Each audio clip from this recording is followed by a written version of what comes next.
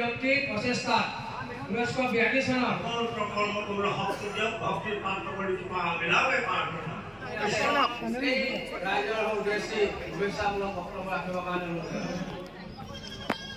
উপস্থিত থকা উদ্যাপনমন্ত্ৰী উপসভাপতি শ্ৰদ্ধা প্ৰহ্লাদ দত্ত ডাঙৰীয়াক আমি শ্ৰদ্ধা জনাব বিচাৰিছোঁ। শ্ৰদ্ধা জনাবৰ বাবে উদ্যাপনমন্ত্ৰী বিষয়বিভাগ সম্পাদক যোগ ধুনীয়াকৈ প্ৰমুখ কৰি অৰুণোদয় সংঘৰ সন্মানীয় বিষয়ববীয়া কৰ্মকৰ্তাসকল আৰু আজি এই 44 ধন্যবাদ।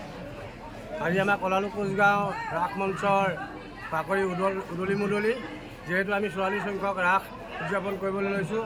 এতিয়া 3টি কাৰ্যসূচী আমি সমাপ্ত কৰিছোঁ। মুখা কীৰ্তন, আমাৰ পতাকা উত্তোলন, বৃক্ষৰোপণ আৰু এতিয়া আমাৰ ভাগৱত শোভাযাত্ৰা আৰম্ভ হ'ব। এইখিনি কৰিবলৈ যাওঁতে যিসকলে আমাক সহায় সহযোগিতা দিহা পৰামৰ্শ দিলে আমি তেখেতলোকৰ ওচৰত সদায় চিৰঋণী হৈ ৰ'ম।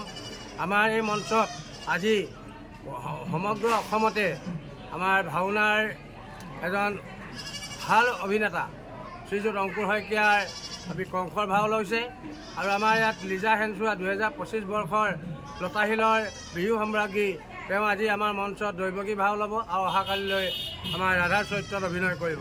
গতিকে সদৌতি ৰাইজৰ উপস্থিতি আমি কাম্য কৰিলোঁ।